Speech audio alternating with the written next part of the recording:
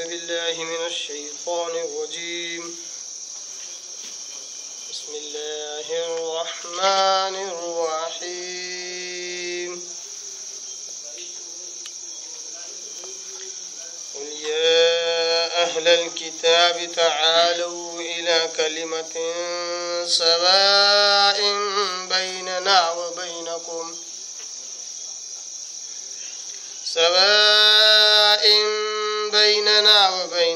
ألا نعبد إلا الله ولا نشرك به شيئا ولا يتخذ بعضنا بعضا أربابا من دون الله فإن تولوا فقولوا اشهدوا بأننا مسلمون.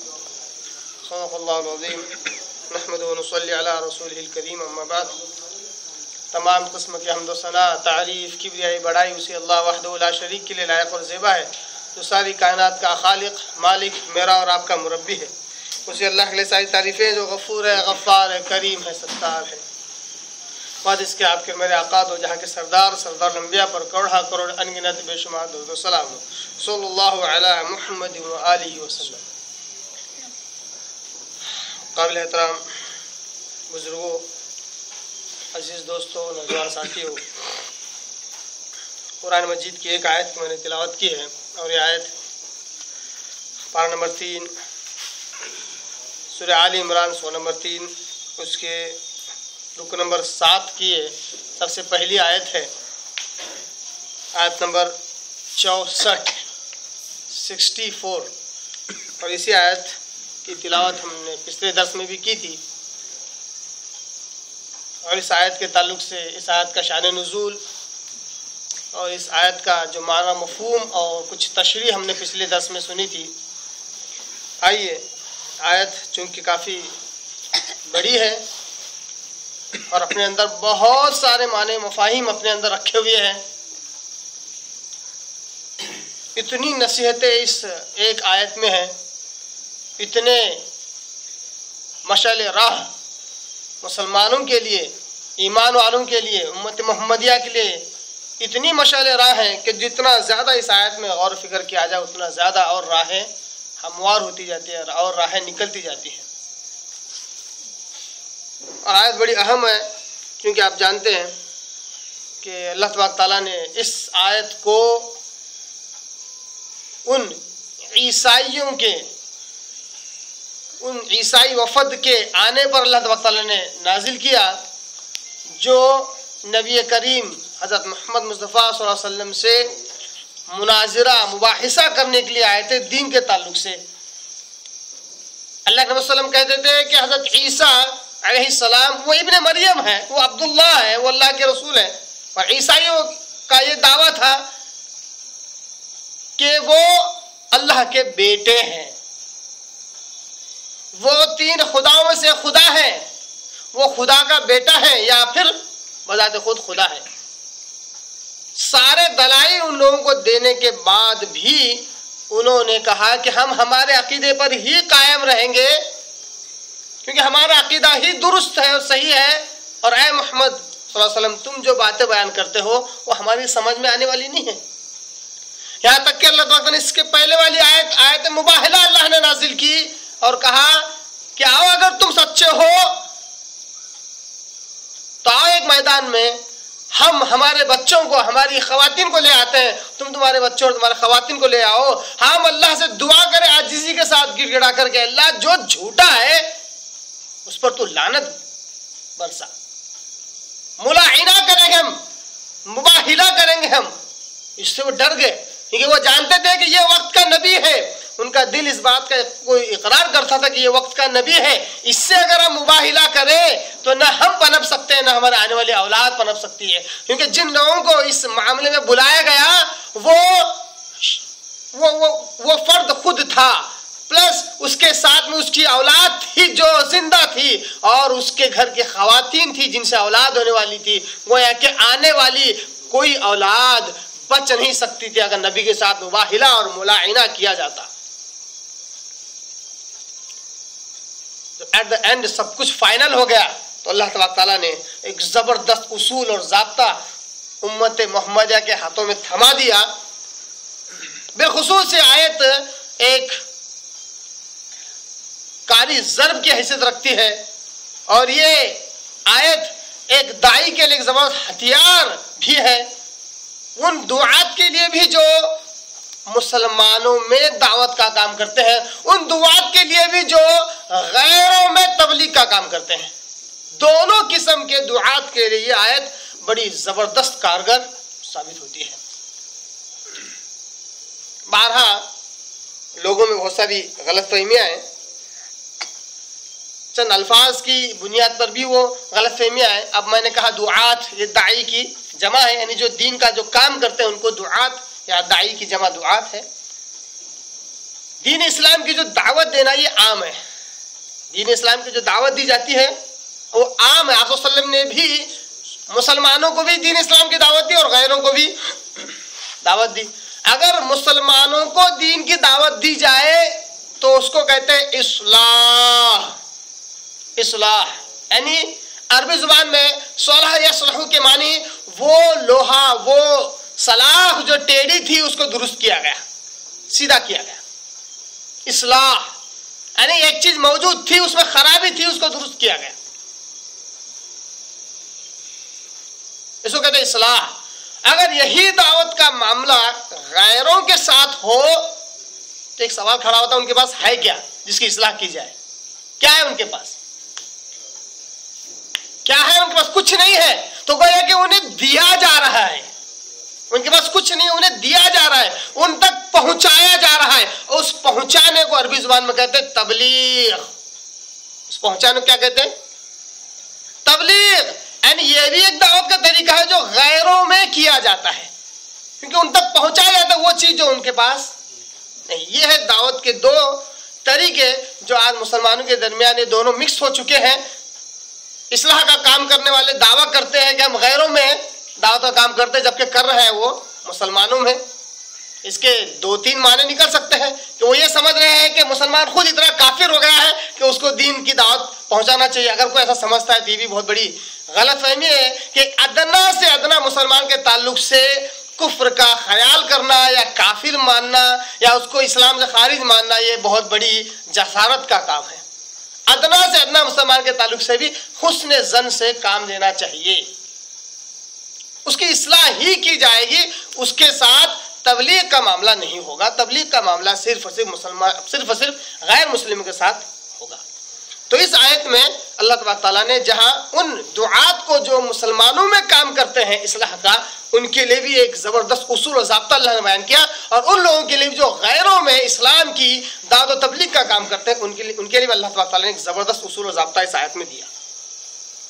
इसके अलावा इतना ही नहीं, इस एक आयत में अल्लाह तबारक व तआला ने मुसलमानों के अंदर जितने आपसी इख्तिलाफात हैं, जितने आपसी फिरके और जमातें हैं, उनकी भी जड़ बिल्कुल अल्लाह तबारक व तआला ने काट दी इसी एक आयत के दूसरे टुकड़े से। जितने इख्तिलाफात आपस में पैदा हुए और होंगे उन सब को अल्लाह तबारक व तआला ने आज से 14.5 साल पहले इस एक आयत के जरिए से अल्लाह ने काट कर रख दिया। अब जरूरत इस बात की है कि अल्लाह की आयत में गौर किया जाए, बिल्कुल कॉमन सेंस से। ऐसा भी नहीं कि क्या कहते हैं वो, जिस तरह लोग गलतफहमी का शिकार भी होते हैं और लोगों को शिकार भी करते हैं कि कुरान समझने के लिए 17 उलूम की जरूरत है। अब पूछे किसके पास है तो किसी के पास नहीं है। हमने बाकायदा एक प्रैक्टिकल करके देखा, हम एक फलां के पास गए जो माशाअल्लाह एक मदरसे से फारिगशुदा आलिम थे। हमने कहा आपको 17 उलूम आते हैं? उन्होंने कहा नहीं आते हैं। किसके पास है? तो उन्होंने कहा हमारे उस्ताद के पास। उनके पास गए तो उनसे पूछा आपके पास है? कहा नहीं है। तो किसके पास है? फला के पास। फला के पास गए, कहा नहीं है। हर है किसके पास? जब किसी के पास 17 उलूम नहीं है तो किस कुरान को रखो मखमल के कपड़े में और ताक पर रख दो, कोई छुएगा भी नहीं, पढ़ेगा भी नहीं, और जैसा ये उम्मत गुमराही और जलालत में है वैसे ही रहेगी क़यामत तक। फिर क्यों अल्लाह इसको तरक्की देगा? क्यों इसको अल्लाह तबारक तआला इस सरजमीन पर हुकूमत देगा? क्यों देगा जो कुरान से दूर है? जरूरत इस बात की है कि कुरान में इस पर गौर किया जाए।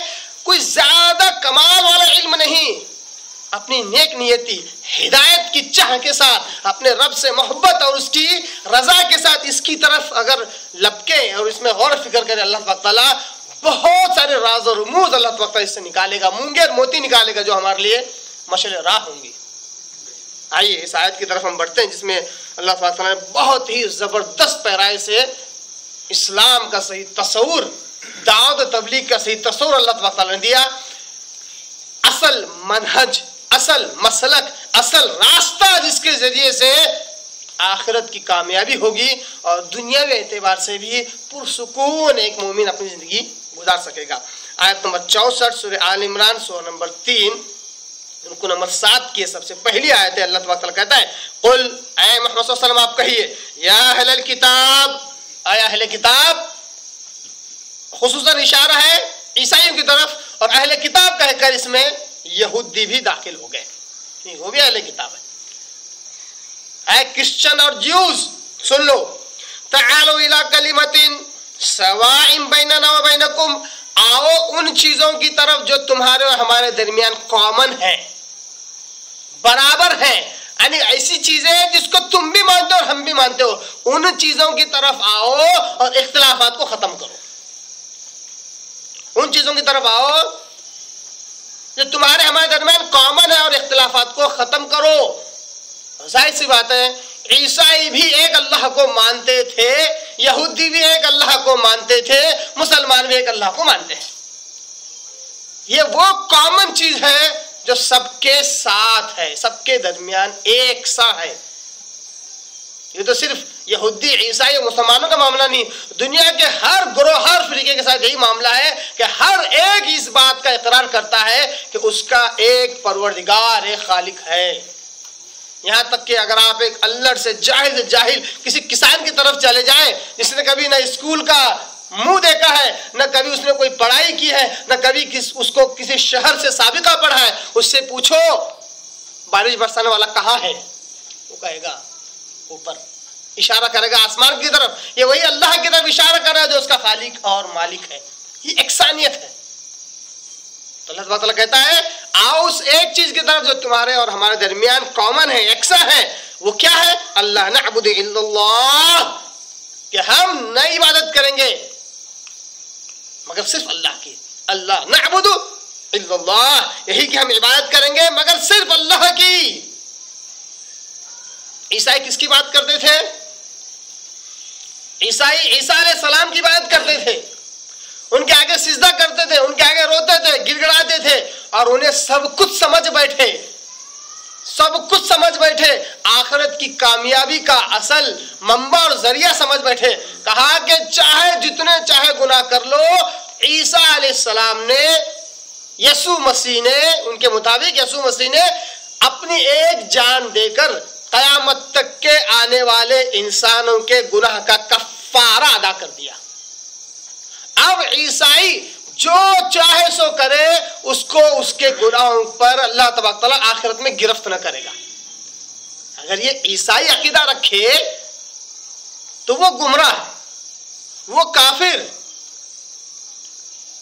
اگر یہی عقیدہ مسلمان رکھے تو مسلمان کیسے ہوا؟ مسلمان کہتا ہے سال بھر کچھ مت کرو، سال میں ایک بار 11ویں شریف کر لو، غوث پاک کے نام پہ بکرے مرغے ذبح کر لو، سال میں ایک مرتبہ، سال بھر کی چھٹی۔ اتنا ہی نہیں، قبر میں بھی غوث پاک آئیں گے، منکر نکیر کو پٹک پٹک کر ماریں گے اور تمہارے سوال کا جواب بھی دیں گے، اور دوبارہ کبھی ہمت نہیں ہوگی کہ وہ تم سے سوال کرے۔ اتنا ہی نہیں، آخرت میں بھی اللہ تبارک تعالیٰ سے لڑ جھگڑ کر تمہیں جنت داخل کر دیں گے۔ یہ کیا ہے؟ گناہوں کا کفارہ نہیں تو کیا ہے یہ؟ اگر ایک عیسائی ایسا عقیدہ رکھے تو وہ کافر اور مشرک، اور ایک مسلمان ایسا عقیدہ رکھے تب بھی وہ موحد، تب بھی وہ کٹر سنی، ایسا کیسے ہو سکتا ہے؟ عیسائیوں نے عیسیٰ علیہ السلام کو سب کچھ سمجھ لیا، اور یہاں مسلمان ایک کو نہیں، جہاں عیسائی نے کچھ کو خدا کی طرح درجہ دیا، انہوں نے تو ہر اٹھتے بیٹھتے ہر مخلوق کو خدائی درجہ دے دیا، ہر ایک کو اتنی اہمیت دے دی۔ اللہ اکبر۔ کیا بتاؤں، مسلمانوں کی کتابوں میں گویا کہ اردو ہے، اتنی موٹی موٹی کتاب، جیسے عربی ہے، قرآن کی آیت ہے، آپ سمجھ سکتے ہیں کہ کوئی غیر مسلم نہیں لکھ رہا ہے، ان کتابوں میں لکھا ہوا ہے کہ فلاں پیر صاحب کو اگر مان لے تو فلاں پیر صاحب حشر کے میدان میں اپنے رب سے مرید توحید کے تعلق سے لڑیں گے، جھگڑا کریں گے، بحث کریں گے، استغفر اللہ زیادہ الفاظ استعمال نہیں کر رہا ہوں، باقاعدہ لکھا ہوا اللہ تبارک و تعالیٰ کے ساتھ کشتی کھیلیں گے۔ اب بتاؤ یہ کیا ہے؟ یہ کس کی توہین ہو رہی ہے؟ تم نبی کے اور ولی کی شان میں بڑھوتری نہیں کر رہے بلکہ اللہ کی شان کو گھٹا رہے ہو۔ کشتی کھیلیں گے، ضد مان کر بیٹھ جائیں گے کہ اللہ جب تک تم میرے مرید کو جنت میں نہیں ڈالے گا میں نہیں چھوڑوں گا۔ اس لیے بولتے ہیں غوث کا دامن نہیں چھوڑیں گے، اور غوث کو اتنا امپورٹنس دے دیا کہ جو چاہے سو کرو سب معاف۔ اگر ایک عیسائی عقیدہ رکھے تو وہ کافر و مشرک، تو مسلمان اگر عقیدہ رکھے تو پھر یہ موحد اور مومن کیسے ہو رہا ہے؟ ہمارا مقصد کسی مسلمان کو کافر کھڑا کرنا نہیں ہے، ہمارا مقصد کسی مسلمان کو اسلام کے دائرے سے نکالنا نہیں ہے، غیر مومن بتلانا نہیں ہے، مشرک بتلانا نہیں ہے، مقصد صرف تنبیہ کرنا، آگاہ کرنا ہے۔ وہی عقیدہ ایک مسلمان رکھے تو پھر یہ کیسے مومن ہوگا، کیسے یہ مسلمان رہا؟ مثلا میں بارہ کہتا ہوں کہ ایک ہندو اگر مندر جائے، جاتے وقت جھک کر جائے، مندر کا دروازہ چھوٹا ہو جھک کر جائے تاکہ اس بھگوان کی تعظیم ہو، تکریم ہو، اور جب جھک کر جائے اس کے اطراف چکر لگائے، اس کے آگے دونوں گھٹنوں کو دو زانو ہو کر بیٹھ جائے، اگربتی سے لگائے۔ کون کر رہا ہے؟ یہ ٹوپی پہنا ہوا ہے نہیں ہے، داڑھی ہے، ہندو کر رہا ہے۔ دو زانو بیٹھے، اگربتی لگائے، تھوڑا ہاتھ جوڑے، شکر ڈالے، ڈالتا نہیں ڈالتا ہے، لڈو، پیڑے، بتاشے اور پتہ نہیں شیرینی، مٹھائی اس کے آگے رکھے، اور جو مورتی ہے اس کو دھو کر اس کا دھون کا پانی استعمال کرے، برکت کے طور پر لے آئے۔ اتنا ہی نہیں، جو اگربتی کی جو راکھ جو نکلتی ہے اس کو تبرک کے طور پر چاٹے، گلے میں لگائے۔ ہندو کی بات کر رہا ہوں، تصور بھی مت کرنا، ابھی آؤں گا اس کی طرف۔ چاٹے، گلے پہ لگائے، ہندو۔ اچھا، اس کے آگے سجدہ کرے۔ اتنا ہی نہیں، مسلمان تو صرف کچھ چیزیں زمین کو لگا رہا ہے، وہ تو پورا جسم ہی زمین کو لگا رہا ہے، پوری طرح سیدھا سو جائے۔ اتنا ہی سوتا ہی نہیں، گول گول چکر لگاتا ہے، نہا دھو کر، پانی بہا بہا کر گول گول چکر لگاتا ہے، لیٹ کر۔ کچھ ان کی نظر و نیاز ہوتی ہے جس کو وہ پورا کرتے ہیں۔ ہم نے تو باقاعدہ بچپن میں ایسے بھی ہندوؤں کو دیکھا جو ایک اپنے مقام سے اس مندر تک لوٹ کر، کیسے لوٹتے ہوئے پہنچتے ہیں، کچھ قدم لوٹتے ہیں، کھڑے ہو جاتے ہیں، اس کے اوپر ایک دو بکیٹ پانی ڈالا جاتا ہے۔ عورت، اللہ معاف کرے، کوئی بوڑھی عورت بھی نہیں، کوئی بچی بھی نہیں، عورت لوٹتے، پھر اس پر پانی ڈالتا، پھر وہ لوٹتے، نظر اپنی پوری کر رہی ہے۔ کتنے ہندو ہیں جو شرکی الفاظ کہتے ہیں، پیدل بغیر چپل کے کئیوں کلومیٹر جاتے ہیں، کئیوں کلومیٹر، گاؤں سے گاؤں، شہر سے شہر، اسٹیٹ سے اسٹیٹ تک جاتے ہیں، ریاست سے ریاست تک۔ تو اگر یہی کام ایک مسلمان کرے، درگاہ کا چھوٹا سا دروازہ جھک کے جانا، کیوں؟ بابا کی شان میں گستاخی نہیں ہونا، آگے بڑھے، برابر جا کے یہ بھی طواف کرتا۔ کیا یہ خانہ کعبہ کی طواف جیسا طواف نہیں ہے؟ کیونکہ طواف صرف ایک ہی چیز کا ہوتا ہے مسلمان کے لیے، صرف اور صرف ایک ہی چیز کا طواف جائز ہے جو کہ عبادت ہے، وہ ہے خانہ کعبہ۔ اب ویسا ہی طواف اگر یہ قبروں کے اطراف کرے تو یہ موحد کیسے ہوا؟ یہ بابا کی تعظیم کیسے ہوئی؟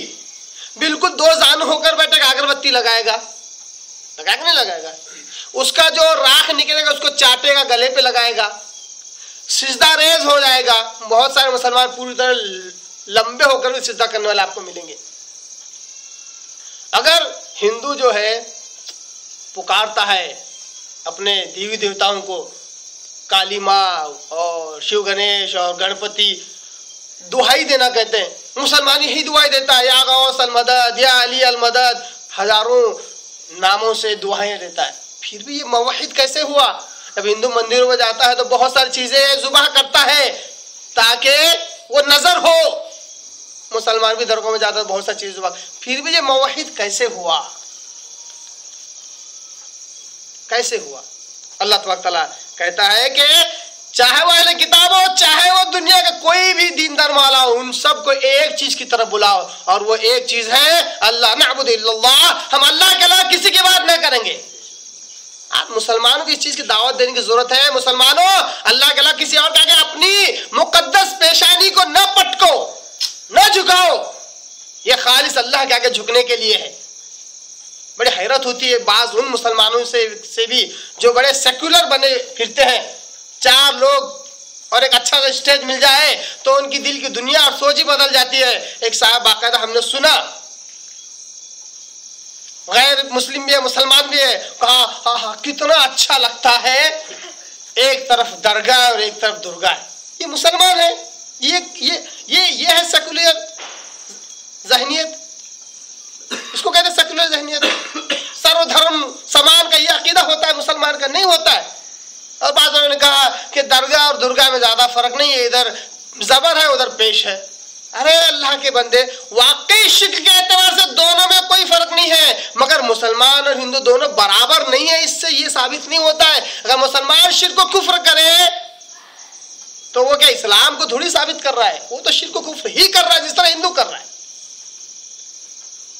سب کے درمیان اکثر اور کامن کیا ہے؟ اللہ نعبد الا اللہ, کہ ہم عبادت کریں گے تو صرف اور صرف ایک اللہ کی. عبادت کہتے کس کو ہے؟ عبادت کہتے ہیں, لیکن عبادت کا صحیح مفہوم لوگوں کو پتہ بھی نہیں ہے. لوگ عبادت کہتے ہیں سجدہ کرنے کو, صرف نہیں, صرف سجدہ کرنا عبادت میں داخل نہیں ہے. اور ویسے بھی اسلام میں ہر قسم کا سجدہ اللہ کے علاوہ کسی اور کے لیے حرام ہے. یہاں تک کہ تعظیمی سجدہ بھی غیر اللہ کے لیے حرام ہے. آپ صلی اللہ علیہ وسلم نے حدیث مبارکہ میں کہا, اگر میں اپنی امت میں سے کسی کو حکم دیتا سجدہ کرنے کی تو عورت کو اپنے شوہر کے لیے دیتا, کیونکہ وہ اس کے لیے مزاجی خدا ہے, مگر اس کی بھی اجازت میں نے نہیں دی. اب لوگ دلیل پیش کرتے ہیں یوسف علیہ السلام کے سامنے تو ان کے بھائیوں نے, ان کے والد نے کرے, فلاں آدم علیہ السلام کے سامنے تو سارے ارے وہ الگ حکم ہے, ان کی شریعتیں الگ ہیں. کئیوں شریعت میں اختلافات پچھلی امتوں میں اور شریعت محمدیہ میں ہے. اب کیا ان پہ عمل کرو گے کہ اس پہ عمل کرو گے؟ ہمارے لیے نبی صلی اللہ علیہ وسلم کی شریعت اصل ہے, اور ادھر آپ صلی اللہ علیہ وسلم تو پچھلی ساری شریعتوں کے مسائل کو منسوخ کر کے یہ حکم دے رہے ہیں, اگر میں حکم دیتا تو میں نے حکم دیا ہی نہیں, عورت کو دیتا مگر میں نے دیا نہیں.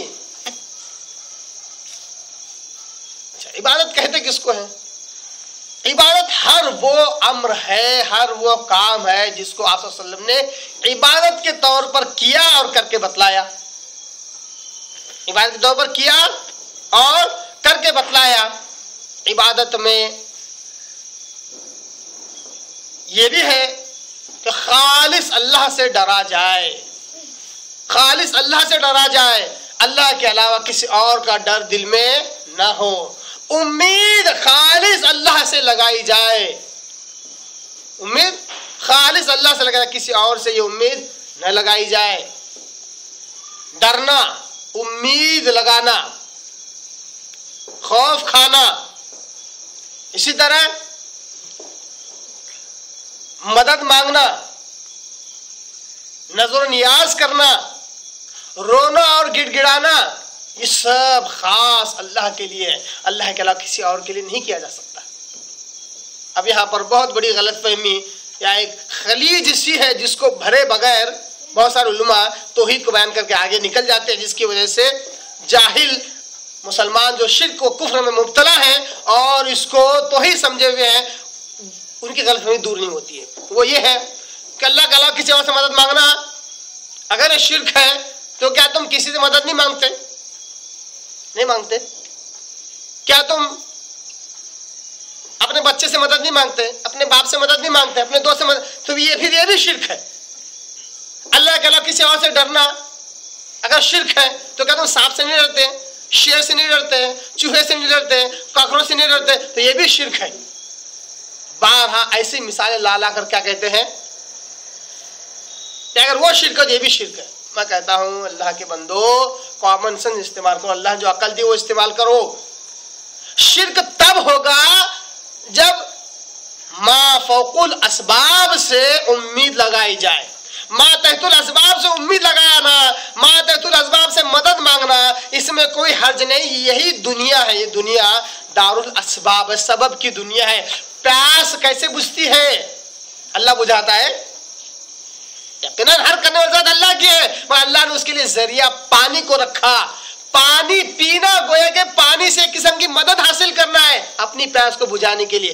بھوک کو ختم کرنا، کھانا کھانا بھوک کو ختم کرنا ہے، ایک ذریعہ ہے کھانا.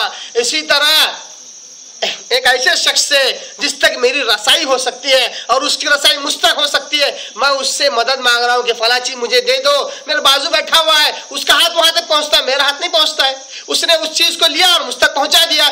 یہ ماتحت الاسباب، اسباب کے تحت ہے. یہ مدد مانگنا شرک میں داخل نہیں ہے، کامن سینس ہے، یہ سبب ہے. اور اللہ مسبب الاسباب ہے، اسباب کا پیدا کرنے والا ہے. ما فوق الاسباب کون سی ہے؟ میں یہاں بیٹھ کر ایسے شخص سے مدد مانگوں جو میرے پاس نہیں ہے، نہیں میری آواز سن سکتا ہے، اس سے کہوں کہ میری مدد کرو. یہ ما فوق الاسباب ہے، یہ شرک ہے. سانپ میرے سامنے آ جائے میں اس سے ڈر جاؤں، یہ شرک نہیں ہے، یہ حقیقت ہے کہ سانپ مجھے نقصان پہنچا سکتا ہے. اور انسان وہی ہے جس کے دل میں ڈر ہو ظاہری چیزوں کا. جو آدمی بولے میں ڈرتا ہی نہیں ہوں تو سمجھ لو انسان ہی نہیں ہو. انسان وہ ہے جو ظاہری چیزوں سے ڈرے. شیر سامنے آ جائے تو ڈر ہونا چاہیے کیونکہ وہ ظاہری طور پر نقصان کرتا ہے. نہیں میں اللہ کا کسی نہیں ڈرتا، آ جا.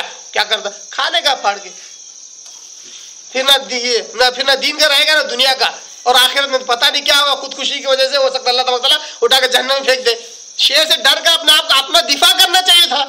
سانپ آئے، آپ صلی اللہ کا نماز میں ایک کی بھی حالت میں تو نماز چھوڑو، اس کو مار دو کیونکہ وہ تمہیں نقصان پہنچانے والا ہے. یہ ظاہری چیز ہے جو نقصان کرتی ہے تو اسے ڈرنا چاہیے. اب کن چیزوں سے نہیں ڈرنا؟ جا رہا تھا کام پہ، بلی سامنے چلے گی، اس سے ہونے والا کام نہیں ہوگا. ارے مستقبل کی باتیں ہیں، اس کا کوئی لنک نہیں ہے. آپ جا رہے تھے تو بلی چلی گئی تو بلی بھی کہیں جا رہی ہوگی نا، یہ کامن سینس ہے نا. بلی بھی تو کہیں اس کا بھی تو کوئی کام ہوگا. ہو سکتا ہے آپ کے بازو آنے سے اس کا کوئی کام نہیں ہوگا، استغفر اللہ. الٹا بھی تو ہو سکتا. تو یہ کیا ہے؟ اندھ وشواس جس کو کہتے ہیں. ہندو لوگوں کو سکھا اندھ وشواس مت رکھو. آپ مسلمانوں کو سکھانا پڑ رہا ہے مسلمان تمہاری اوقات دوسروں کے مطابق بہت اچھی ہے، اندھ وشواس مت رکھو، بد عقیدگیاں مت رکھو. الو پکارا تو الگ بد عقیدگی. کوا آ کے چلایا، ارے مہمان آنے والے، ارے کیا کوا آ کے چلا رہا تو چٹھی لے کے آ رہا ہے، وہ پوسٹ مین ہے، مہمان کیسے آئیں گے؟ اچھا چلو مان لیتے ہیں، یہ تو چھپی بات ہے. اگر آپ صلی اللہ علیہ وسلم کہے کہ کوا آ کر اگر کیا کرے تو مہمان آئے، یقین ہم مانیں گے، بھلے آئے نہ آئے مہمان. اللہ کے رسول نے کہا ہم مانیں گے. ہمارا تو عقیدہ اور ایمان یہ ہے، قسم خدا کی، اگر آپ صلی اللہ علیہ وسلم کہے کہ دن میں جو نکلتا ہے وہ چاند ہے اور رات میں جو نکلتا ہے وہ سورج ہے، ہم بنا سوچے سمجھے مان لیں گے کہ پیارا صلی اللہ علیہ وسلم نے بالکل صحیح کہا، حالانکہ پوری دنیا اس کے خلاف مان رہی ہے. ہمارے عقیدہ اور ہمارا ایمان ہے. تو آج مسلمانوں کو یہ سمجھانا پڑ رہا ہے کہ دیکھو بدعقیدگیاں مت رکھو. تو یہ ہے کیا ہے؟ عبادت. اللہ تعالیٰ کہتا ہے بلاؤ ایسی چیز کی طرف، اللہ نعبد الا اللہ، کہ ہم اللہ کے علاوہ کسی کی بات نہ کریں گے.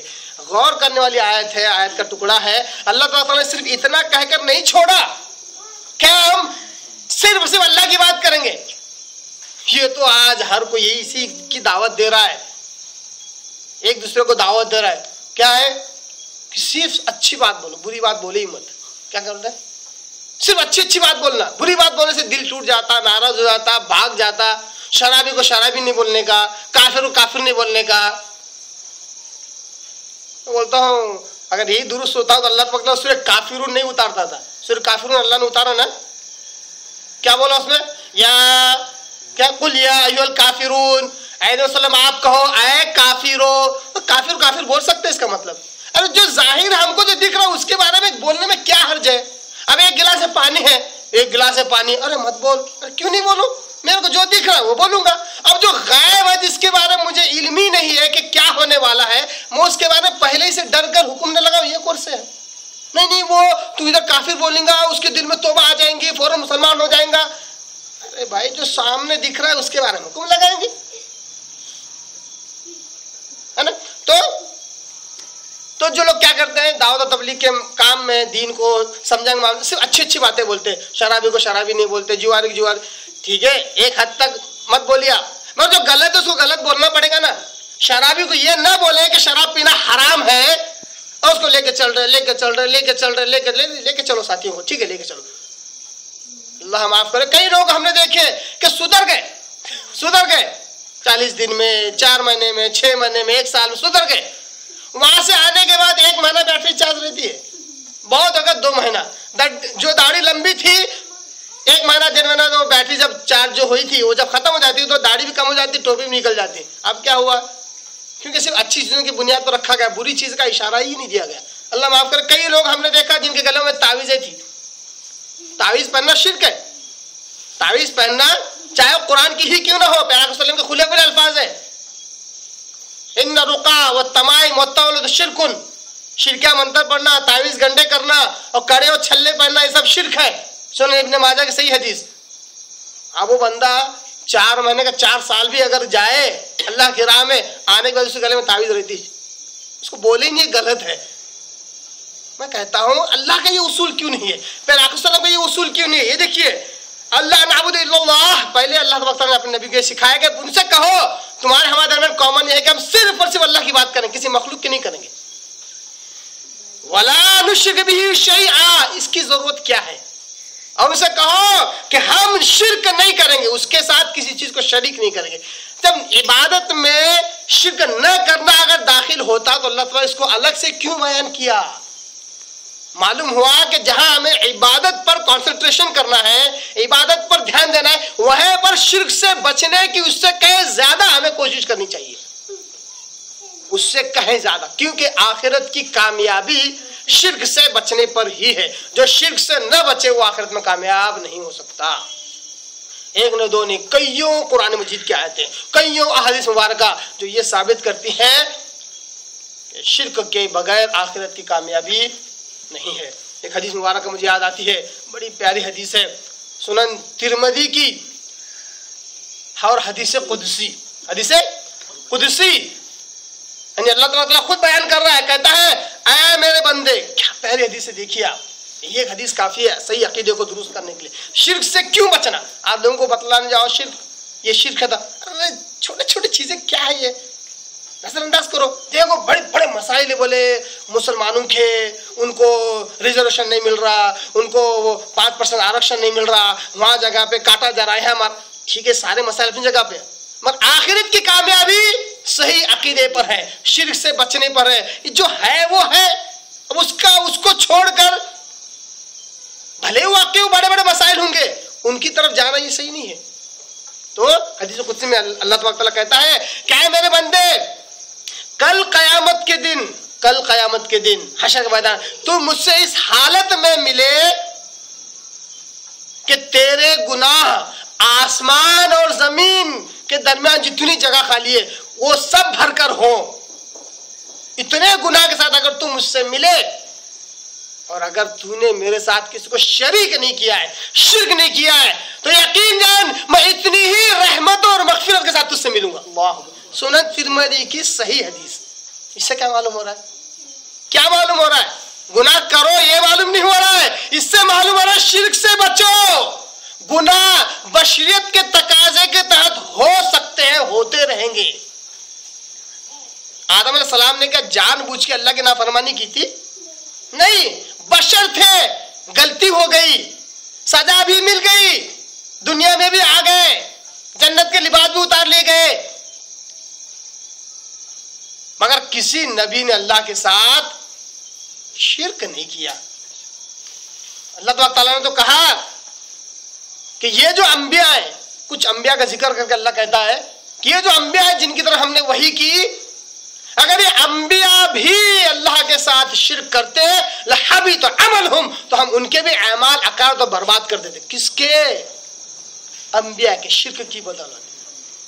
تو شرک کتنا بڑا گناہ, اللہ نے سورہ نساء میں بھی سورہ مائدہ میں بھی دونوں جگہ پر ایک ہی قسم کی آیتوں سے کیا کہا اللہ نے, ان اللہ لا یغفر ان یشرک بہ ویغفر ما دون ذلک لمن یشاء, بے شک اللہ تبارک شرک کو ہرگز معاف نہیں کرتا, اس کے علاوہ جو گناہ انہیں معاف کر سکتا ہے.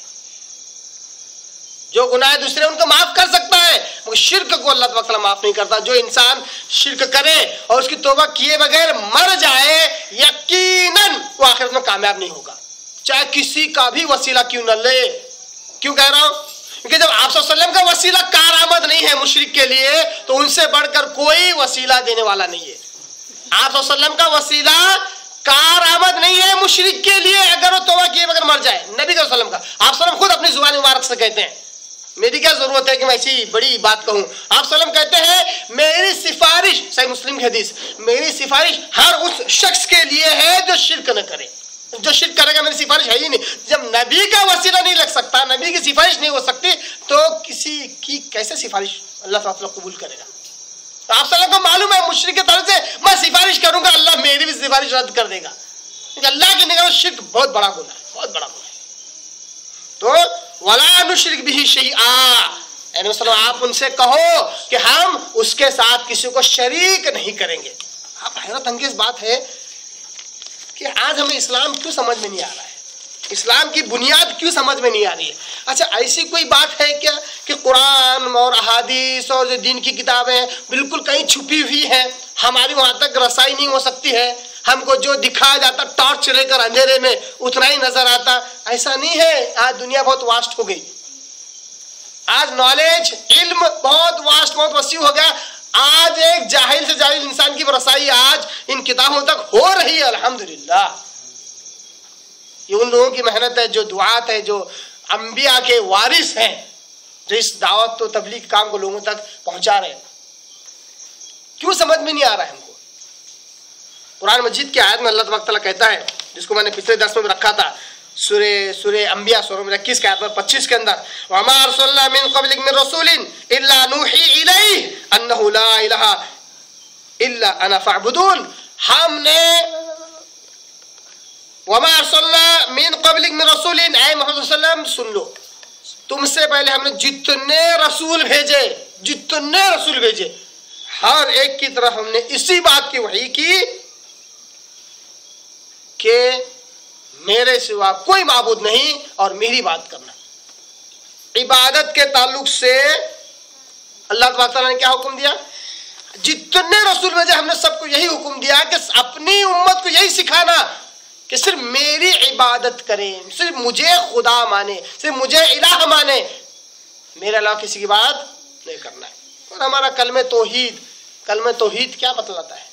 کلمہ سب سے بڑا شرک کا رد بتلاتا ہے. لا کیسے شروع ہو رہا کلمہ ہمارا؟ لا مطلب نہیں, الہ کوئی معبود ہے ہی نہیں. توحید سمجھنا ہو, قسم خدا کے شرک کو سمجھو تو ہی سمجھ میں آئے گا. اچھا صرف مت کھاؤ, پہلے برائی سے پرہیز کرو, اچھی چیزیں خود بخود تمہارے پاس آ جائیں گی. شرک سے نفرت کرو, جو آدمی سب سے زیادہ شرک سے نفرت کرتا اس کے اندر سب سے زیادہ توحید آئے گی. جو آدمی سب سے زیادہ بدعت سے نفرت کرتا اس کے اندر سنت آئے گی.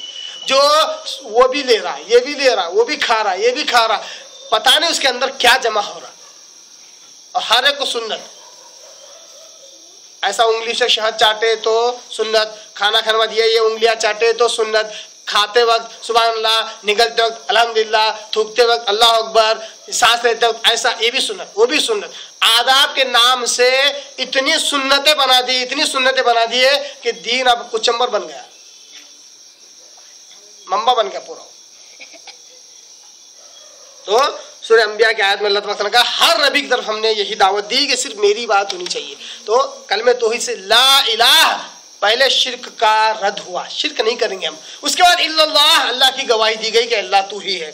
اسی طرح شرک کا رد دیکھیے سورہ نحل سورہ نمبر 16 کی آیت نمبر 36 میں اللہ کہتا ہے وَلَقَدْ بَعَثْنَا فِي كُلِّ أُمَّةٍ رَسُولًا, بے شک ہم نے بھیجا ہر امت میں ایک رسول, ہر امت میں ہم نے ایک رسول بھیجا. ان اعبدوا اللہ, کائے کے لیے بھیجا؟ یہ حکم دینے کہ ان اعبدوا اللہ, اللہ ہی کی عبادت کرو. واجتنبوا الطاغوت, یہ آیت کا ٹکڑا کیا بتا رہا ہے؟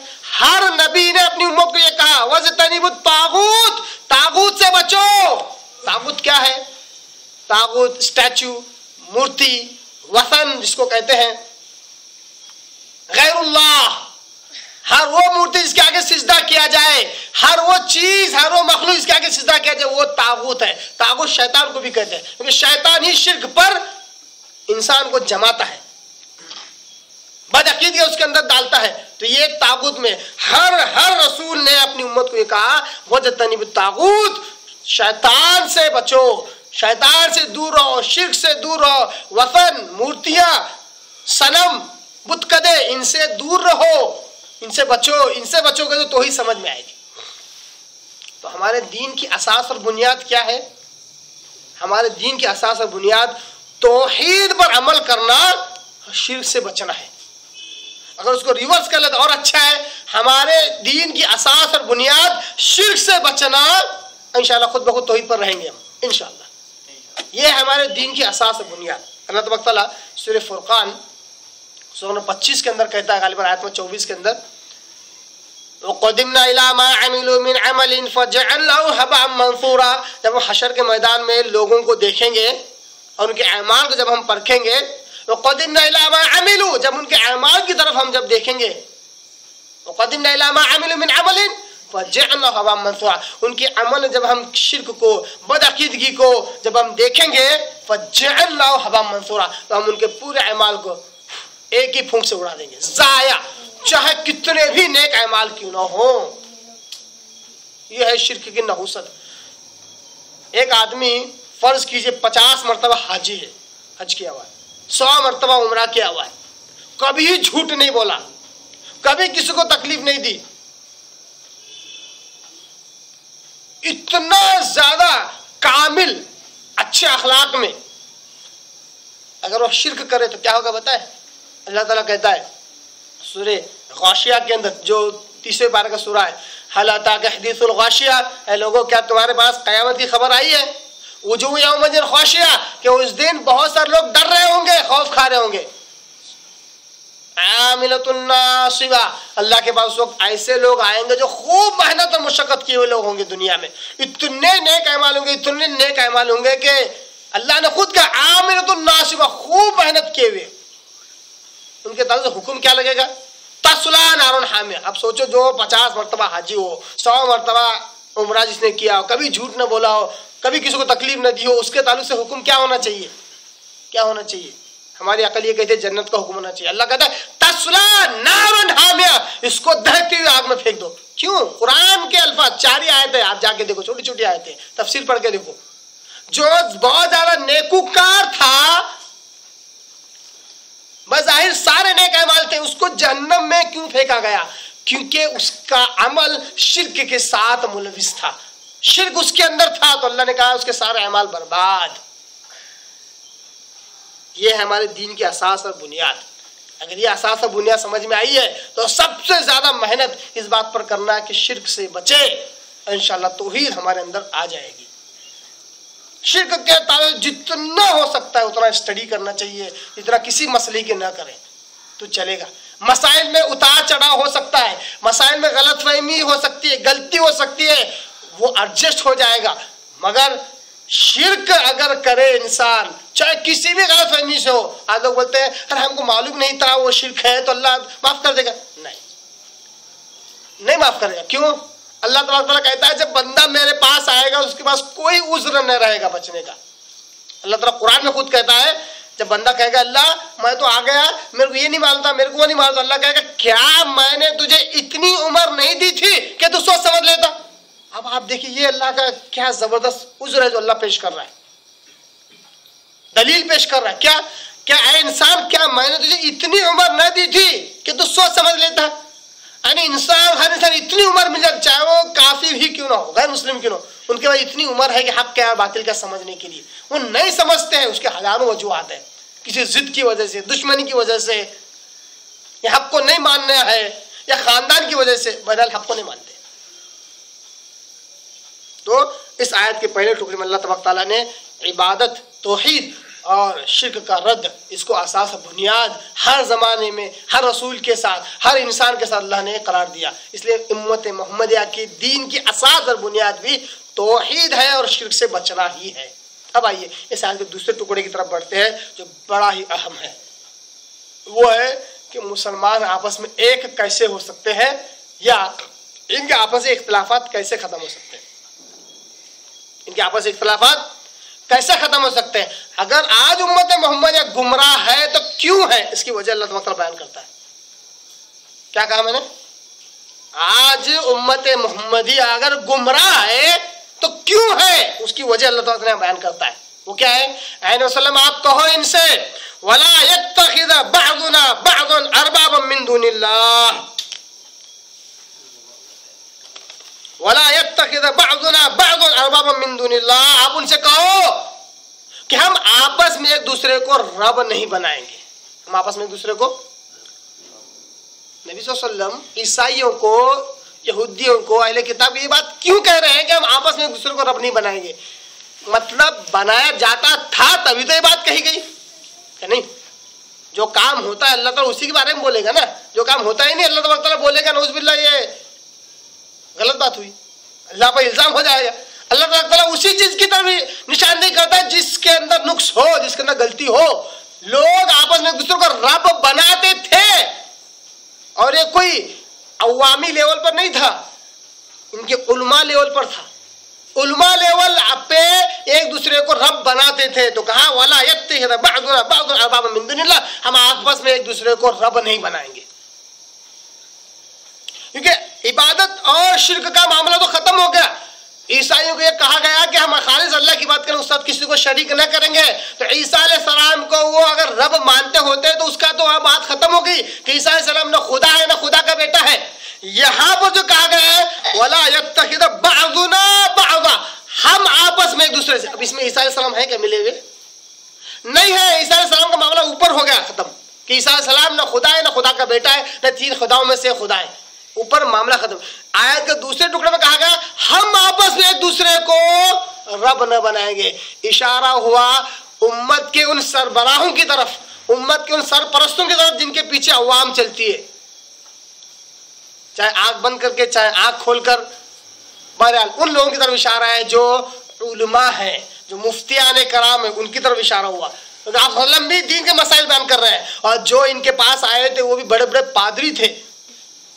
عیسائیوں کے بڑے بڑے لاٹ پادری تھے، دین کا علم رکھنے والے، تبھی تو مناظرہ کرنے آئے تھے وقت کے سردار سے، سردار الانبیاء سے. تو کہا ہم آپس میں دوسرے کو رب نہیں بنائیں گے. اب یہاں پر رب کا تذکرہ کیوں ہوا؟ ارباب رب کی جمع ہے. رب کے تعلق سے چند باتیں یہ سمجھ لیں کہ رب کہتے ہیں تربیت کرنے والے کو. موٹی سی بات، رب کہتے ہیں، رب سے ہی بنا ہوا لفظ ہے تربیت. تربیت کرنے والے کو رب کہتے ہیں. اللہ تعالیٰ رب ہے، اس کا مطلب یہ ہے کہ اللہ تعالیٰ نے صرف انسان کو پیدا کر کے چھوڑا نہیں، بلکہ اس کی ابتدا سے لے کر اس کی انتہا تک کی ساری چیزیں اس کو مہیا کر دی. تو رب وہی ہے جو شروع سے لے کر آخر تک پورا دھیان دے، پوری طرح دیکھے، اس کو رب کہتے ہیں. ٹھیک ہے، ایک معنی یہ. دوسرا معنی رب وہ ہے جس کی بات بلا چوں چرا مانی جائے. بلا چوں چرا مانی، اس سے یہ نہیں پوچھ سکتے کہ ایسا کیوں بولا. جیسے اللہ تبارک تعالیٰ نے آدم علیہ السلام کو بنایا مٹی سے اور کہا ہو جا، تو آدم علیہ السلام زندہ ہو گئے. اللہ نے فرشتوں کو حکم دیا کہ اس کے آگے سجدہ کرو. کیا کسی فرشتے نے سوال کیا اللہ کیوں سجدہ کرنا؟ نہیں کیا. کیوں؟ اللہ ان کا رب ہے، اللہ حاکم ہے، جو چاہے سو حکم دے. اللہ کا حکم دینا یہ نص صریح ہے، یعنی ایسی نص جس کا انکار نہیں کیا جا سکتا. اس کے مقابلے میں عقل اور قیاس لگایا شیطان نے. شیطان نے کہا اللہ میں جھکوں، جبکہ میں انا خیر منہ، میں اس سے بہتر ہوں. میں تو آگ سے پیدا کیا گیا، یہ تو مٹی سے پیدا کیا گیا ہے. آگ جب جلتی ہے تو اوپر جاتی ہے، مٹی کو کتنا بھی اوپر پھینکو نیچے ہی آتی ہے. میں بہتر ہوں اس سے. اللہ کے حکم کے مقابلے میں اپنی عقل، اپنا قیاس لگایا تو گمراہ ہو گیا ہے نا. تو جب اللہ کا حکم کیا ہے ماننا بغیر کسی دلیل کے، بغیر کچھ پوچھے، یہ ہے اللہ کو رب ماننا. فرما برداری کرنے کو کیا کہتے ہیں؟ رب ماننا. اللہ ہمارا رب کیسے ہے؟ اللہ جو بولتا ہے ہم کرتے ہیں، کیونکہ اسی نے ہم کو پیدا کیا، اس کو پورا حق ہے وہ جو چاہے حکم دے، ہے نا. اس کا مطلب یہ ہوا کہ اللہ تعالیٰ اپنے بندوں کو جو چاہے حکم دے، بندوں کو کا کام صرف ماننا ہے. اللہ کہے کہ فلاں چیز حلال بس حلال، فلاں چیز حرام تو بس حرام. کیوں حلال اور کیوں حرام اس کی تحقیق میں بندہ نہیں جاتا، تبھی تو اللہ کو اپنا رب مان رہا ہے. وہ ہے کہ شریعت سازی کا جو حق ہے وہ خالص اللہ کو ہے. ایک اصول یاد رکھیں، کیا؟ شریعت سازی، شریعت بنانا، حلال و حرام بنانا یہ صرف اللہ کا حق ہے. کسی بھی مخلوق کو یہ حق نہیں ہے. کسی مخلوق کہہ رہا ہوں میں، گویا کہ انبیاء، رسولوں، پیغمبروں کو بھی اس بات کا حق نہیں ہے کہ کسی کو حلال یا حرام کر سکیں. صرف اور صرف اللہ کو حق ہے. اگر یہ بات سمجھ میں آ گئی کہ حلال و حرام کا حقدار صرف اللہ ہے، تب یہ آیت کا ٹکڑا سمجھ میں آئے گا. وَلَا يَتَّخِذَ بَعْضُنَا بَعْضًا أَرْبَابًا مِّن دُونِ اللَّهِ. ہم آپس میں ایک دوسرے کو رب نہیں بنائیں گے کا مطلب یہ ہے کہ ہم اپنے طرف سے، اپنی نفسانی خواہش سے اپنی امت کو، اپنے ماننے والوں کو، اپنے پیروکاروں کو یہ نہیں بولیں گے فلاں حلال ہے فلاں حرام ہے اور وہ چلے جائیں گے. نہیں، ہم جو بات کریں گے وہ دلیل سے کریں گے. یا تو اللہ تعالیٰ کا حکم رہے گا یا وقت کے نبی کا فرمان رہے گا، تب جا کے وہ بات ہمارے پیروکاروں کے لیے مناسب ہوگی. اپنی طرف سے کسی چیز کو حلال حرام نہیں کریں گے، اس کا مطلب ہے رب بنانا. رب بنانا کسی کو کہتے ہیں؟ ہم آپس میں کسی کو رب نہیں بنائیں گے. سے مراد ہم اپنے آپ کو اتنے بڑے سرپرست سمجھ کر عوام کو گمراہ نہیں کریں گے. یہ عیسائیوں کا یہ معاملہ تھا نا. آئیے ایک حدیث دیکھ لیتے ہیں عیسائیوں کا معاملہ کیسا تھا. بڑی پیاری حدیث ہے. حدیث سے پہلے آیت پڑھ لیتے ہیں جس پر میں بات کر رہا ہوں. سورہ توبہ سورہ نمبر 9 آیت نمبر 31 اور 32. وقالت اليہود عزیر ابن اللہ. یہودی کہتے تھے عزیر اللہ کا بیٹا ہے. وقالت النصارى کہتے تھے المسیح ابن اللہ، عیسیٰ علیہ السلام مسیح یہ اللہ کے بیٹے ہیں. ذالک قولہم بافواہہم یضاہئون قول الذین کفروا من قبل. اللہ نے کہا یہ تو بس ان کے منہ کی باتیں ہیں جو اس سے پہلے کے کافروں نے جو کہی ہے اس کو ہی نقل در نقل بیان کر رہے ہیں. یہودیوں کے بڑوں نے کہا کہ عزیر اللہ کے بیٹے ہیں، ان کے بھی آنے والے بعد والے لوگوں نے بس یہی نقل در نقل کیا.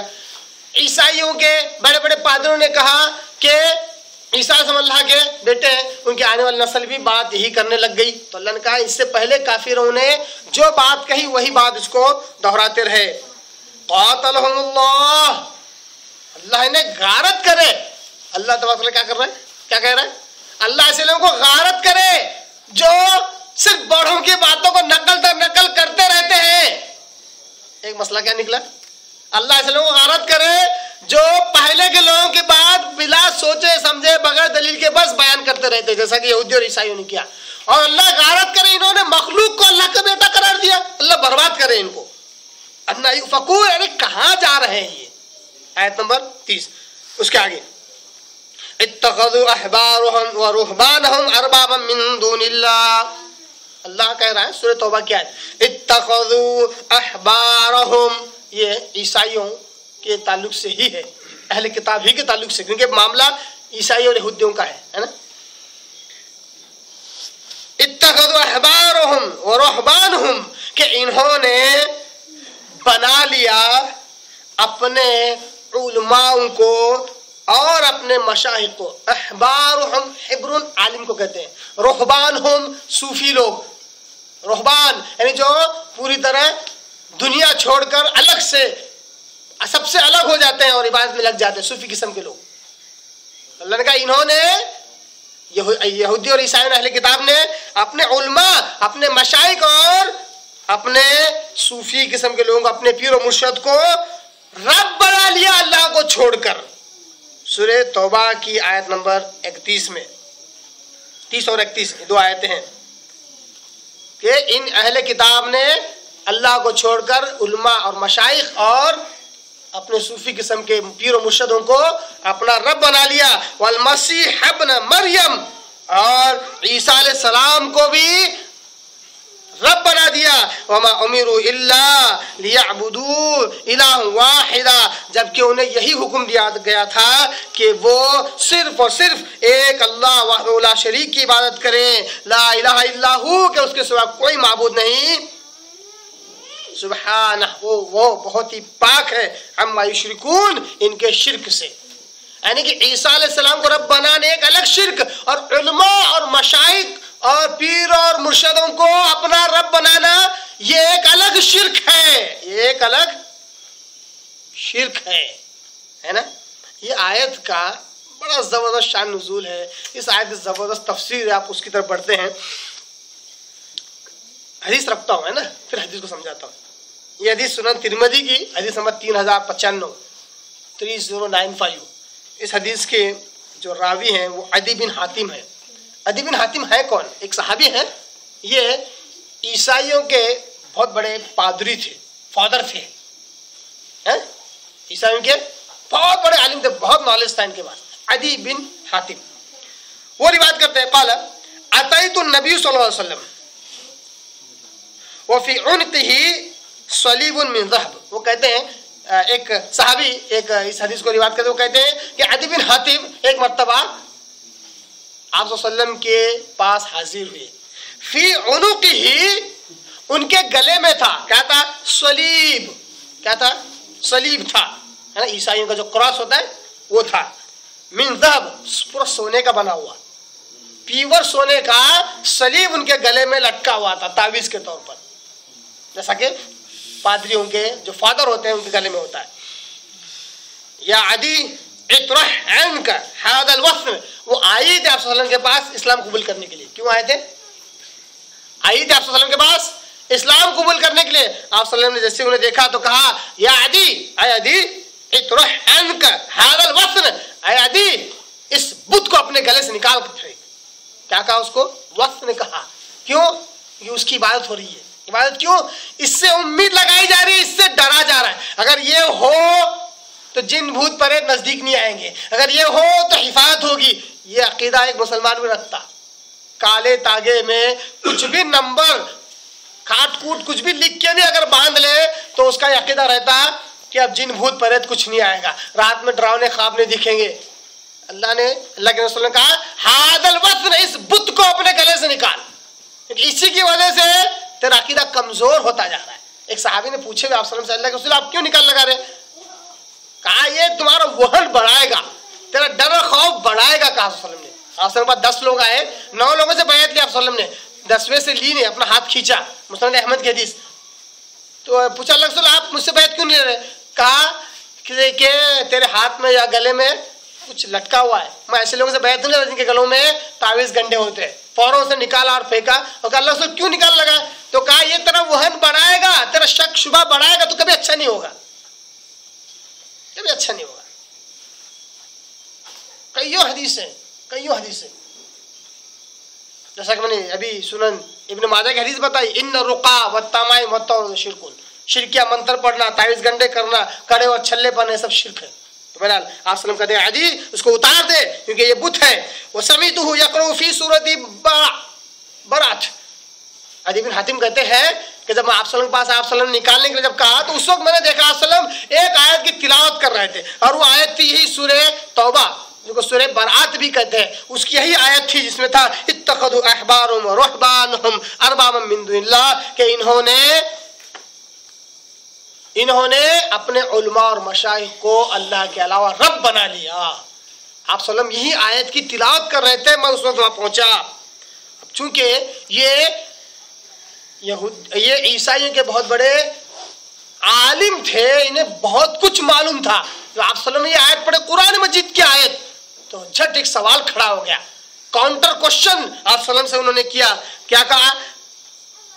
قال اما انہم لم یکونوا یعبدونہم ولکنہم کانوا اذا احلوا لہم شیئا استحلوہ. کیا کہا؟ اما انہم لم یکونوا یعبدون. ہے محمد صلی اللہ علیہ وسلم، اللہ کے رسول، آپ یہ کیا کہہ رہے ہیں کہ ہم نے علماء اور مشائخ کو رب بنایا؟ انہوں نے عیسائیوں نے اپنے علماء اور مشائخ کو، اپنے پیر و مرشدوں کو رب بنایا. انہوں نے تو کبھی ان کی عبادت نہیں کی. انہوں نے تو دیکھیے غور کیجیے، اپنا بات چھوٹی نظر آ رہی ہے مگر بہت بڑی عقیدے کے اعتبار سے۔ علماء، مشائخ، حلال و حرام کرنے والے، فتوے دینے والے، امت کو لے کر چلنے والے، ان کا اور عبادت کا کتنا بڑا تعلق ہے، کتنا بڑا تعلق ہے۔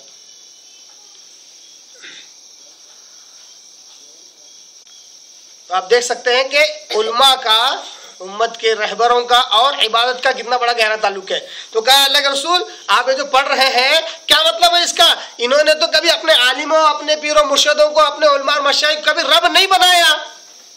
یہ سنن ترمذی کی حدیث ہے نا۔ ایک اور حدیث ہے جو طبرانی کی ہے، اس کے اندر کیا الفاظ آتے ہیں؟ آپ صلی اللہ علیہ وسلم یہی کہتے ہیں کہ عدی اتار دے اس کو، اتارتے ہیں آپ صلی اللہ علیہ وسلم یہ آیت پڑھتے ہیں۔ اس کے بعد حتی فرغ منہا، جب میں وہ اتار کر اس سے فارغ ہو گیا، فقلتو انا لسنا نعبدہم، اللہ کے رسول ہم نے تو کبھی ان کی عبادت نہیں کی۔ کیا کہا؟ ہم لوگوں نے تو کبھی ان کی، اپنے علماء اور مشائخ کی کبھی عبادت نہیں کی۔ فقال، آپ صلی اللہ علیہ وسلم نے کہا الیس یحرمون ما احل اللہ فتحرمون، کیا ایسا نہیں ہے کہ اگر وہ کسی چیز کو حرام قرار دیں، اگر اللہ نے اس کو حلال کیا ہے تو تم اس کو حرام نہیں سمجھتے تھے؟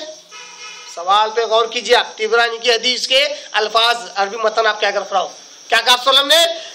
کیا وہ جس چیز کو حرام قرار دے اور جبکہ اللہ نے اس کو حلال کیا تھا تو کیا تم اس کو حرام نہیں سمجھتے تھے؟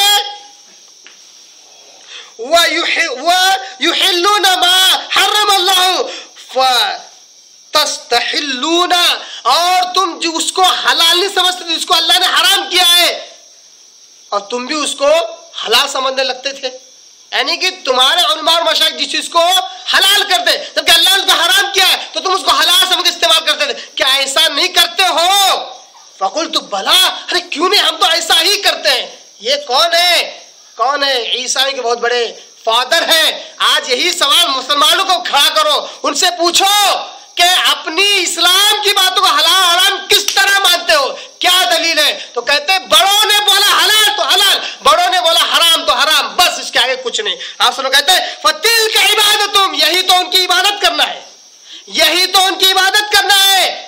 شریعت سازی صرف اور صرف اللہ کا حق ہے، شریعت سازی حلال و حرام متعین کر صرف اللہ کا حق ہے، یہ کسی مخلوق کو، یہاں تک کہ انبیاء کو بھی حق نہیں ہے۔ علماء اور مشائخ تو وہ دور کی بات ہے، انبیاء کو، رسولوں کو، پیغمبر کو تک حق نہیں ہے۔ اب آپ سے تحریم اٹھا کر دیکھو، آپ صلی اللہ علیہ وسلم شہد پیتے تھے، دوسری بیوی کے پاس جاتے تو معلوم ہوا کہ یہ آپس میں ایک دوسرے سے، آپ صلی اللہ علیہ وسلم کے پاس جاتے ہیں اور شہد پی کر آتے ہیں، تو دونوں نے پلاننگ کی کہ آپ صلی اللہ علیہ وسلم بولو کہ بدبو آتی ہے، آپ صلی اللہ علیہ وسلم کے آگے وہی چال چلی گئی، آپ صلی اللہ علیہ وسلم نے اچھا میرے منہ سے بدبو آتی ہے، اچھا ٹھیک ہے، آپ صلی اللہ علیہ وسلم نے ارادہ کیا کہ میں کل سے شہد ہی نہیں پیوں گا۔ اللہ نے اس نے تحریم نازل کیا اور کہا ہے نبی تمہیں کیا حق ہے، اللہ نے جس چیز کو حلال کیا ہے تم اس کو حرام کرو، اللہ نے شہد کو حلال کیا تم اس کو حرام کرنے والے کون ہو؟ اللہ نے اپنے نبی کو تنبیہ کیا، آپ صلی اللہ علیہ وسلم فوراً توبہ کی اور کہا نہیں پھر میں کل سے شہد پیوں گا۔ آپ صلی اللہ علیہ وسلم نے شہد پینا شروع کیا کیونکہ شہد حلال تھا۔ جب نبی کو، انبیاء کو حق نہیں ہوتا تو امت کے علماء، رہبان، مشائخ، صوفی، سنت لوگوں کو کیسے حلال ہو سکتا ہے؟ کیسے ہو سکتا ہے؟ تو کیا اس سے امت کے اختلافات ختم نہیں ہوں گے؟ آج امت میں اختلاف کیوں ہے؟ کیونکہ خالص قرآن حدیث کو نہیں مانتے اور بولے قرآن پڑھو، ارے مت پڑھو گمراہ ہو جاؤ گے، قرآن تک جانے ہی نہیں دینا چاہتے، حدیث ارے مت پڑھو، بخاری پڑھو گے بخار آ جائے گا، بخاری پڑھو گے، بخاری پڑھو گے، بخار میں کیا پڑھیں گے؟ گیتا پڑھیں گے، رامائن پڑھیں گے، کیا پڑھیں گے؟ کیا آخر قرآن نہیں پڑھیں گے، حدیث نہیں، ہم جو بولے سن لو۔ باقاعدہ ایسا ہوا بھی، چند نوجوانوں سے بات سننے میں آئی، وہ گئے فلاں مسجد میں، بہت بڑی مسجد ہے، وہاں گئے، پوچھا یہ مسئلہ کیا ہے؟ تو کہا یہ مسئلہ ایسا ہے، کوئی دلیل؟ ارے ہم بول رہے نا میاں، اچھا تم بول رہے تو بات ختم ہو گئی، ارے بھائی بولو نا، اسلام کی بات ہے، تمہارے باپ دادا کی جائیداد کی تھوڑی بات کر رہے ہیں ہم، اسلام کی بات کر رہے ہیں، اگر یہ بات حلال ہے تو کہاں ہے، اگر یہ بات حرام ہے تو کہاں ہے؟ ایک صاحب بڑے زور شور سے بیان دے رہے تھے، اس کی چھوٹی سی کلپ بھی آئی، ارے ہم کہہ رہے ہیں 7 چیزیں حرام ہیں قربانی کے جانور میں سے، 7 چیزیں مکروہ ہیں، حرام ہے، دلیل کیا ہے؟ ہم نے بولے، ارے تم عالم ہے تو تمہارا کام ہے تحقیق کرنا، حدیث صحیح ہے ضعیف ہے، عوام کیوں کریں گے؟ تم حدیث کی تحقیق نہیں کریں گے اور عوام کو گمراہ کریں گے، یہ کیسے مناسب ہوگا؟ تمہارا کام ہے ڈھونڈنا، اگر نہیں ہے دلیل تو حرام مت بولو نا، اللہ نے جس چیز کو حلال کیا ہے، سنے نا بقرعید چلی گئی، 7 چیزوں کو حرام بولتے، 7 چیزوں کو، کہاں ہے دلیل؟ کون سی دلیل؟ نہیں ہے دلیل کوئی بھی. آج جو ہے وہ موضوع من گھڑت حدیثیں ہیں, اس کو دلیل تھوڑی بنایا جا سکتا. جو نبی کے نام پہ جھوٹ بولا گیا وہ دلیل کیسے بن سکتی حرام کے لیے؟ جو حلال ہے حلال ہے. اپنی عقل سے اپنی نفس سے مسئلے بیان کرنا, اس کو بولنا کہ یہ دین کی اصل بنیاد ہے, یہ تو گمراہی ہے. آج پوری امت آپ دیکھ سکتے ہیں اسی وجہ سے گمراہی میں ملوث ہے کہ قرآن اور حدیث کو چھوڑ دیا, باقی سب پکڑ لیا. لوگ کہتے ہیں ہم قرآن حدیث کے علاوہ بہت ساری چیزوں کو مانتے ہیں. ارے دو کے علاوہ تم لاکھ چیزوں کو مانو اگر وہ سچ ہے تو. لوگ بولتے ہیں قرآن حدیث اجماع اور قیاس 4 چیزوں کو ماننا. میں کہتا ہوں مانو, کوئی حد نہیں. اگر حق ہے تو مانو. قرآن حق ہے, جیسے احادیث حق ہے, اجماع حق ہے تو مانو. مثال کے طور پر پوری دنیا اگر اس بات پر جمع ہو جائے کہ گاڑی بائک بغیر پیٹرول کے چلتی ہے, کوئی پیٹرول نہیں ہے, پوری دنیا کا اجماع ہو جائے, اجماع کہتے ہیں جمع ہونا, آپ مانیں گے اس بات کو؟ مانیں گے؟ نہیں مانیں. کیوں؟ یہ حق نہیں ہے. لوگوں کے جمع ہونے سے جھوٹ بات سچ ثابت نہیں ہوتی. ہاں اگر لوگ اس بات پر اجماع کر لیں کہ راکٹ میں بیٹھ کر چاند تک پہنچا جا سکتا, ماننے میں کیا حرج ہے اس اجماع کو؟ کیونکہ حق ہے. کامن سینس انسان کی عقل بھی یہی بولتے کہ ماننا چاہیے, کیونکہ راکٹ میں بیٹھ کر پہنچے ہیں لوگ, پوری دنیا بھی اس پر جمع ہو گئے. صحیح بات ہے, کوئی حرج نہیں ہے. قیاس کیا ہے؟ قیاس ارے ایک صحیح مثال سے, صحیح دلیل سے صحیح چیز کا نکالنا, صحیح غور و فکر کے صحیح مسئلے کا استعمال کرنا. اگر یہ قیاس ہے صحیح ہے تو صحیح ہے. اب اس میں غلطی ہو گئی تو غلطی بھی تو ماننا نا. نہیں, انہوں نے قیاس کرنا, غلطی نہیں ہو سکتی. اور انہوں نے قیاس کرے تو غلطی نہیں ہو سکتی, اصول ہی نہیں ہے. غلطی تو کسی سے بھی ہو سکتی. آپ صلی اللہ علیہ وسلم کے پاس آئے, بخاری مسلم کی حدیث, آپ صلی اللہ علیہ وسلم سے کہ آگے صحابہ آئے, آپ نے پوچھا تم کیا کرتے کھجور میں؟ تو بولے ہم کلمے لگاتے ہیں. کلمے مطلب ایک نر کھجور لیتے ہیں, ایک مادہ کھجور لیتے ہیں, دونوں کو ملاتے ہیں, اس سے ہے نا پھل زیادہ آتے ہیں, کھجور زیادہ اس کی پیدا ہوتی ہے. آپ نے کہا مت کرو, کیوں کرتے ہو؟ صحابہ نے چھوڑ دیے, نبی نے بولے چھوڑ دیے. اگلے سال فصلیں آئی نہیں. آپ نے پوچھا کیا ہوا, فصلیں کیوں نہیں آئی؟ بڑا نہیں, اللہ آپ نے بولے مت, اس کو مت کرو. ارے میں نے ایسے ہی بول دیا, دنیا کے معاملے تو میرے زیادہ جانتے. بولے دینی اعتبار سے نہیں بولا تھا میں نے. آپ نے رجوع کر لیا اس بات سے, ایسے ہی بول دیا. پھر صحابہ نے پھر کلمے کیے, پھر فصلیں آ گئی. شرعی اعتبار سے نبی بولے تو کوئی حرج نہیں, شرعی اعتبار سے ہے نہیں تو نبی خود رجوع کر رہے. اب یہاں نہیں, اتنے بڑے امام غلط کیسا بولیں گے, اتنے بڑے فقی غلط. ارے غلط کیسا, یہ کوئی اصول ہے اتنے بڑے ہو کے غلط نہیں بولیں گے؟ یہ کون سا اصول ہے؟ غلط ہے. قرآن کی آیت کے خلاف چلا جائے غلط ہے. اب مثال کے طور پر ایک اگر فرض کیجئے بڑے مولانا مفتی صاحب بولے سور حلال ہے, آپ کیا بولیں گے؟ نہیں بھائی, قرآن کی آیت ہے, قرآن کی آیت کے خلاف آپ کیسا بولیں گے؟ آپ کو معلوم ہے ابھی بہت دنوں سے یہی مسئلہ چل رہا ہے میرے آس پاس, شراب حلال ہے کہ حرام ہے؟ کیا ہے دعویٰ؟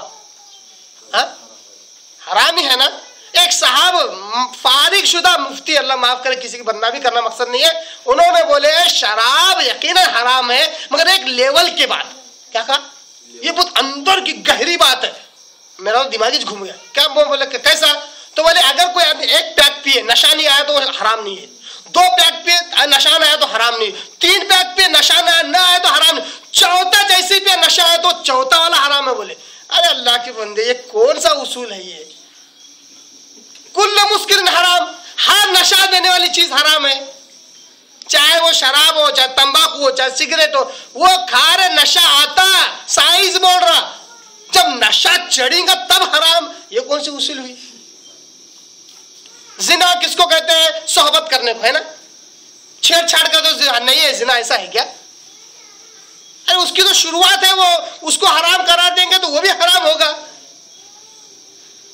تو یہ ایسی عقل لگا کے کیا کہتے ہیں ہم زیادہ ایکسپرٹ ہیں دین میں, ہمارے پاس بہت زیادہ مسائل ہیں. ارے مسائل کیا, کسی ایک چیز کو 10 زاویے سے دیکھ کر اگر 10 مسائل نکالو تو وہ کیا کوئی کمال ہے؟ جو حق ہے وہ اتنا ہی دیکھو, اتنا ہی بیان کرو. قرآن مجید کی آیت بس, یہ حدیث بس, مسئلہ سامنے ہے. امت گمراہ کیوں ہوگی؟ اللہ رسول کی بات کرنے کے بعد کیوں گمراہ ہوگی؟ ہوگی نہیں.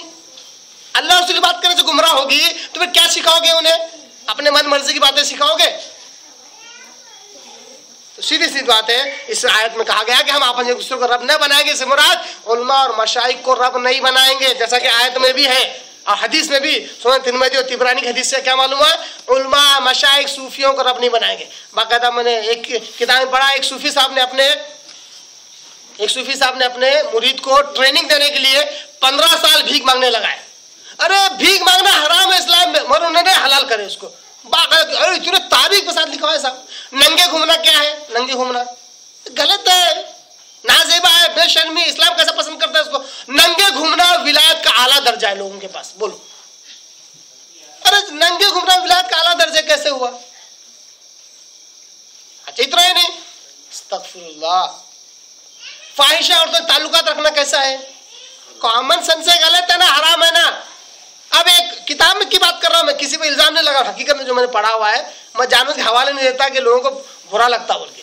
ارے ہماری کتاب بولتا کسی کتاب نہیں، بڑا غلط ہے. چاہے وہ میری کتابیں میں آ گیا تو وہ غلط ہے. بڑے سے بڑے مولانا مفتی حق پرست جماعت کی کتاب میں آ گیا تب بھی وہ غلط ہے. کوئی غلط رہتا کہ کسی کتاب میں آؤ تو اس میں لکھا ہوا تھا وہ آئی فاحشہ عورت، کیوں نہیں آ رہی؟ بولے نہیں وہ ایسا میں غلط کام کرتا ہوں. ارے کیا غلط، کیا سب کروانے والا وہی ہے. بولے سب کروانے والا وہی چاہ کر لیں گے. استغفر اللہ، یہ ایسے الفاظ اس میں لکھے ہوئے. کیا ہے یہ اسلام ہے؟ اللہ نے جس کو حرام کیا اس کو حلال قرار دے رہو. تو یہ آیت میں یہی کہا گیا کہ ہم ایک دوسرے کو رب نہیں بنائیں گے. آگے اللہ کہتا ہے فَإِن تَوَلَّوْا، اتنا حق واضح کرنے کے بعد اگر منہ پھیرے تو بولو فَقُلُوا اشْهَدُوا بِأَنَّا مُسْلِمُونَ، آپ کہو کہ میں گواہی دیتا ہوں کہ میں ہی مسلمان ہوں، میں اسلام کو ماننے والا ہوں. یہاں پر اسلام کہا گیا، مسلمان کہا گیا. میں فلاں ہوں، میں یہ جماعت کا، میں وہ جماعت کا نہیں. فَقُولُوا اشْهَدُوا، آپ گواہی دو، آپ کہو کہ بِأَنَّا مُسْلِمُونَ، میں ہی مسلمان ہوں، میں اسلام کا ماننے والا ہوں. یہ اصل محبت اسلام سے، اصل محبت اسلام سے مسلمانوں سے. اب مسلمانوں کے 1000 فرقے جان بوجھ کے لوگ انہوں بانٹے بتائے. ہم بولے یہ 4 کیوں؟ ارے 4 ہی حق پر ہے، 4 رہیں گے تو حق پر رہیں گے. ارے 4 باتوں کے اور پھر ایک کیسا ہو سکتا؟ اگر عیسائی کہے 3 خدا مطلب 1 خدا، وہ گمراہ، تو 4 الگ الگ فرقے تو ایک فرقہ، 4 فرقے حق پر کیسا ہو سکتا؟ کیسا ہو سکتا؟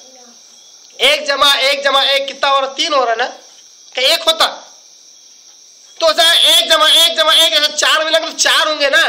نہیں 4 فرقے، 4 مسلک، چاروں پر حق. ارے 4 ہے وہ اختلاف ہوں گا. ایک امام کے پاس گھوڑا حلال ہے پتہ ہے آپ کو، دوسرے امام کے پاس حرام ہے، مکروہ کہتے حرام ہی ہے. اب جو حلال حرام پھر بھی دونوں پر حق، دونوں حق پہ. اللہ کے بندو موٹی سی عقل استعمال کرو، گمراہی ہوتی ہے. تو کہا فَقُولُوا اشْهَدُوا بِأَنَّا مُسْلِمُونَ، آپ کہو کہ میں ہی مسلمان ہوں، گواہی دو کہ میں اللہ کا تابع فرمان ہوں. یہ تھی آیت نمبر 64. اللہ تعالیٰ ہمیں قرآن کی مجید کی برکت سے گمراہیوں کو، اللہ ہمارے اندر گمراہی کو نکال دے، اللہ ہمارے ذہن دماغ کو کھول دے، اللہ ہم پر ہدایت کی بارش برسائے. وآخر دعوانا ان الحمد للہ رب العالمین.